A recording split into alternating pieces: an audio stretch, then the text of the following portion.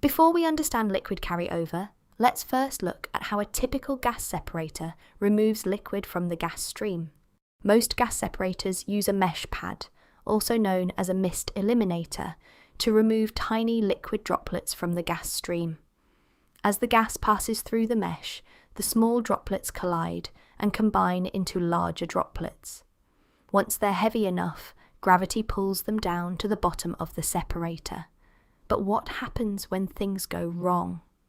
Problems usually start when the mist eliminator is installed incorrectly, or when the gas flow exceeds the separator's design capacity. Instead of the liquid droplets falling back into the vessel, the high gas velocity carries them upward toward the outlet nozzle.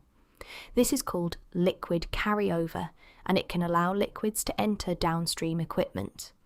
Liquid carryover can reduce process efficiency, damage compressors, contaminate pipelines, and lead to costly shutdowns. That's why proper separator design, correct installation of the mist eliminator, regular inspection, and routine maintenance are so important.